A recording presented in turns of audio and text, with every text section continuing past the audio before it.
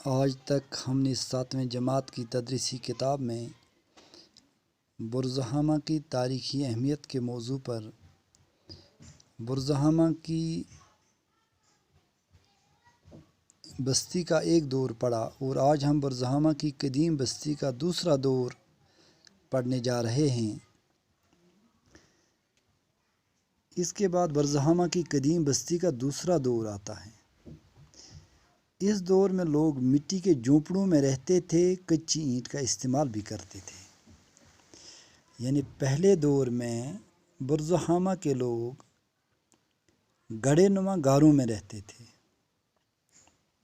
جو ہم نے پڑھا، لیکن دوسرے دور میں برزہامہ کے لوگ مٹی کے جھونپڑوں میں رہتے تھے اور کچی اینٹ کا استعمال بھی کرتے تھے۔ یعنی وہ مٹی کی اینٹیں بناتے تھے اور مٹی کے اینٹوں سے چھوٹے چھوٹے جھونپڑے بناتے تھے اور انہی جھونپڑوں میں رہتے تھے۔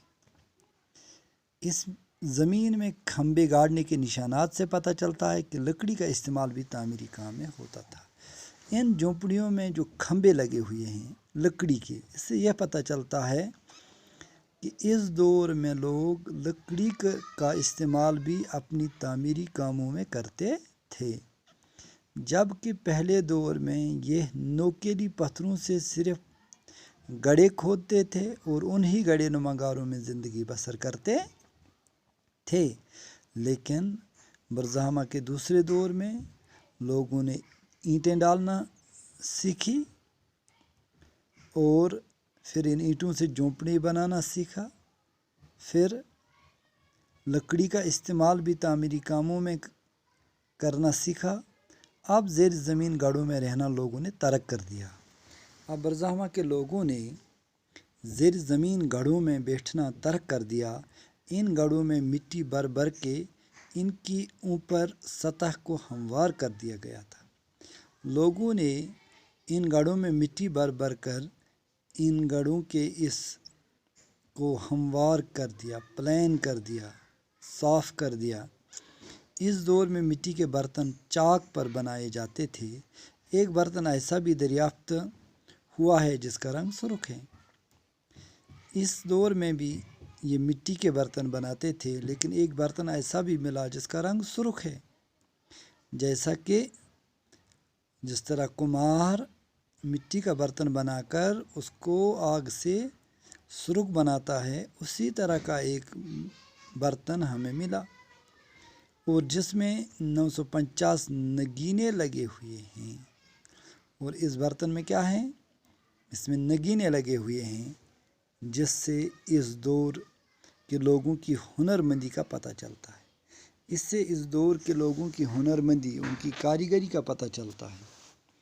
بعض برتنوں پر روغن چڑھا ہوا ہے، یعنی روغن کا استعمال بھی اس دوسرے دور میں یہ لوگ کرتے تھے۔ اندازہ ہے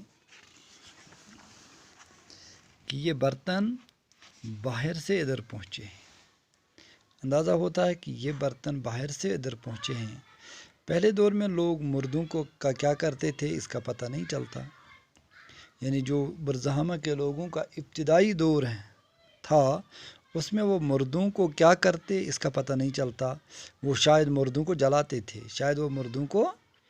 جلاتے تھے، لیکن دوسرے دور میں ایسی قبریں ملی ہیں جو ظاہر کرتی ہیں کہ مردوں کو گھروں کے آنگنوں میں دفن کیا جاتا تھا۔ لیکن دوسرے دور میں یہ پتہ چلا کہ ہر گھر کے آنگن میں قبر ملی۔ اس سے پتہ چلتا کہ یہ لوگ گھر کے آنگنوں میں اپنے مردوں کو دفن کرتے تھے۔ قبروں میں سے جو ہڈیوں کے ڈھانچے ملے ہیں، ان سے 4 سجدے کی صورت میں دفن کیے گئے۔ اوہو اللہ! جو ہڈیوں کے ڈھانچے ان قبروں سے ملے تو 4 لوگ ایسے ملے جو سجدے کی صورت میں اس دنیا سے چل بسے، یعنی اپنے رب کے سامنے سجدے میں تھے اور ان کا موت واقع ہوا۔ بعض قبریں ایسی بھی ہیں جن سے جانوروں کے پنجر ملے۔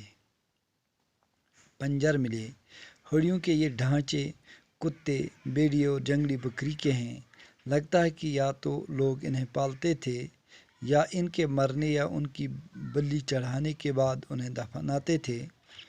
پتہ چلتا ہے کہ یا لوگ